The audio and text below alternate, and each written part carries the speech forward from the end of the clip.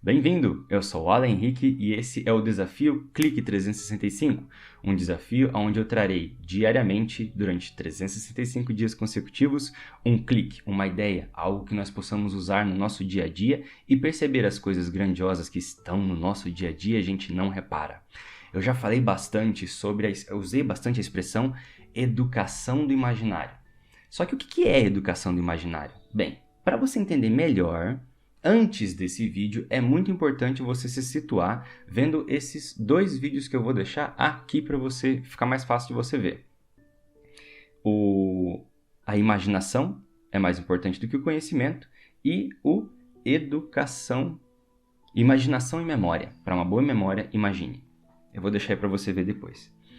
Hoje eu vou dar um exemplo sobre a educação do imaginário.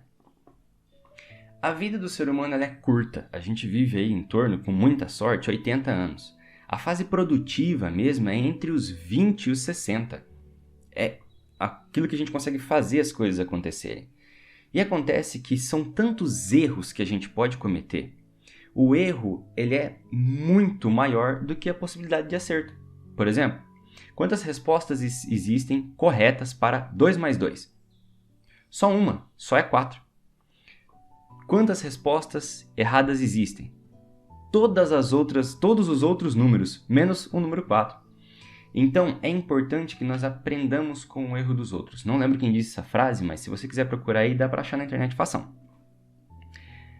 Aprendamos com os erros dos outros, porque nós não temos tempo de cometer todos eles. É aí que é importante a educação do imaginário. E ela é muito melhor treinada, a nossa imaginação é muito melhor treinada, se nós utilizarmos os livros.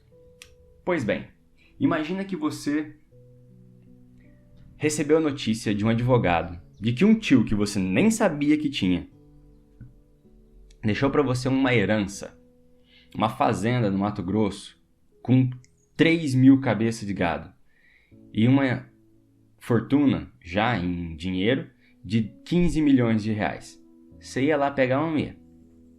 Você ia, né? É muito dinheiro, na verdade.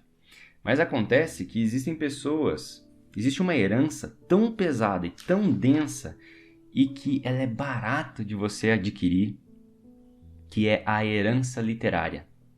São os livros, é a própria Bíblia, são biografias, são histórias, são livros de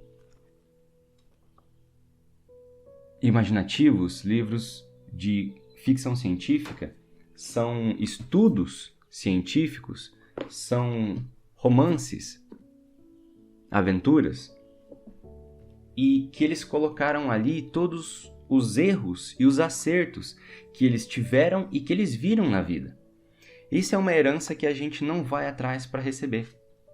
É porque ela dá um pouco mais de trabalho do que só assinar um documento e, agora esses 10 milhões são meu e a fazenda também, eu tô rico. Essa herança que nós temos aqui, ela é trabalhosa de você adquirir porque você tem que ler ela. Então as pessoas acabam fugindo, a maioria das pessoas fogem dessa herança, porque é trabalhosa de conquistar ela. Porém, eu gostaria de dar um exemplo para vocês perceberem. Eu já disse em vários vídeos anteriores sobre a citação que eu faço de Nikola Tesla, que ele fala sobre os perigos da nossa vida. Que, hoje, então um exemplo que eu vou dar para vocês hoje é um clique um pouco diferente. São 3 livros diferentes que acabam dizendo que são conselhos para a situação de pandemia que nós estamos vivendo hoje, para a situação de perigo que nós estamos vivendo hoje. Primeiro, esse é uma biografia. Esse outro, ele é uma ficção fantasia. Na verdade, uma comédia, no sentido grego clássico da coisa. E esse aqui, que é uma coletânea de contos de ficção científica. Veja os trechos que eu vou ler para vocês. Aquele que eu já li bastante. Por exemplo, a morte prematura de milhões pode ser atribuída principalmente a esta causa. A causa é as pessoas olhar tanto para o mundo fora e esquecer de perceber o que ele realmente está vendo. E isso causa o resultado de é comum o erro de evitar perigos imaginários e ignorar os que são reais. Se nós vermos isso em Dante, ele é um homem que vai visitar o inferno sendo guiado pelo poeta latino Virgílio. E esse poeta Virgílio é incumbido pela Santa Beatriz, que desce ao inferno para poder dizer a Virgílio para guiar Dante. E esse trecho que eu vou ler para vocês, ele é versado, diz do diálogo que Virgílio pensou: você não tem medo de estar nesse lugar aqui no inferno? E Beatriz responde: esse é o diálogo original no livro. Mas dize-me, por que não te intimida aqui desceres nesse fundo centro, do amplo lugar que à volta te convida? Desde que queres saber tão adentro, ela me respondeu: vou te dizer, porque não temo chegar aqui dentro. Temer deve-se à coisa em que o poder de nos causar mal se manifesta, e as outras não, das quais não há o que temer. Percebeu? Dante foi escrito em torno de 1600. Não, 1600 foi Dom Quixote. Dante foi escrito em torno de... Vamos ver aqui para dar informação melhor para vocês.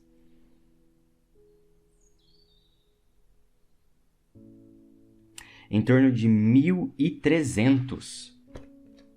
Já Nikola Tesla foi escrito no começo do século XX, em torno de a vida dele, foi em torno de 1900. E ele escreveu até 1945 uma biografia. E esse autor de ficção, Philip Dick, é um trecho de um conto onde o mundo tem um perigo iminente de uma invasão alienígena e eles acham que um rapaz ele é um infiltrado.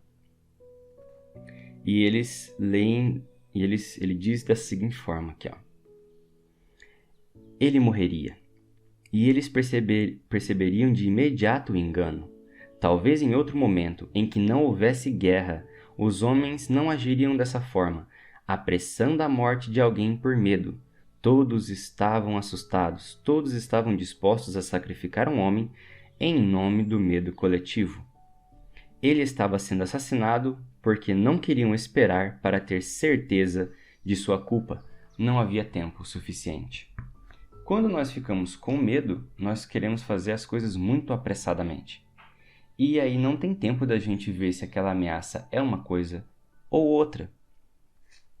Se a maioria das pessoas que hoje estão concordando em fechar o comércio, em a gente ficar todo em quarentena e com medo de uma situação, em vez de isolar quem realmente foi infectado, decidir com que todo mundo pare, foi porque eles não têm, antes da situação, algo na mente que possa treinar ela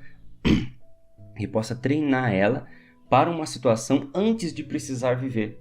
E muitas vezes, mesmo vivendo a situação, a gente não aprende com ela do que na tranquilidade de você estar imaginando as histórias. Pois bem, juntando o conselho de Beatriz em A Divina Comédia, juntando a situação descrita por Philip Dick, juntando o olhar que Nikola Tesla observou em sua biografia, quando chegou essa situação eu pensei, opa, se isso está lá fora e ainda não chegou na minha cidade pequena onde eu estou vivendo, o perigo é imaginário e ele não é real. Se ele é uma gripe que tem a força das outras gripes, em algumas situações é até mais fraca, realmente ela não tem poder contra a minha pessoa. E por ter lido Philip Dick, por ter visto aquela situação, pensei, o medo coletivo, ele topa sacrificar alguma coisa que é a primeira coisa para ele ter sensação de que ele está no controle. Vamos parar todo o comércio, vamos parar toda a economia para a gente se proteger do vírus. Então a gente vai... O vírus é real? É real. Mas ele não ele não vai atingir tantas pessoas quanto o problema econômico que vai ser gerado depois disso. A imaginação é muito importante nesse sentido. Não importa o estilo de literatura que você esteja lendo, mas a literatura de ficção ela é muito importante. E existe até um dado que eu vou colocar para vocês aqui, a importância do tipo de literatura para o crescimento da inteligência. E essa é uma pesquisa mundial. Eu vou deixar o dado aqui para vocês. E observe. Interessante, não é? Que a ficção faz a pessoa ficar mais inteligente do que até livros de história, livros científicos até, e até textos informativos, que no caso seriam jornais. E bandas desenhadas são quadrinhos, ou seja, revista em quadrinho. Ele é negativo. Se mesmo a revista em quadrinho é negativo, já imaginou o que a televisão faz conosco? O que histórias, coisas que a gente vai vendo de uma maneira muito mais fácil, porque é só assistir, o que não faz com a gente, se até o quadrinho, que tem mais desenho do que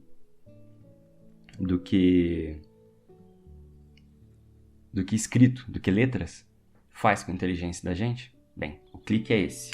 Vamos educar o nosso imaginário. A vida é muito curta para nós cometermos todos os erros. Vamos aprender com o erro dos outros. Obrigado por assistir até aqui, obrigado pela sua atenção. Esse canal é de vocês. Curte, compartilha, comenta, se inscreve, ativa o sininho e até a próxima.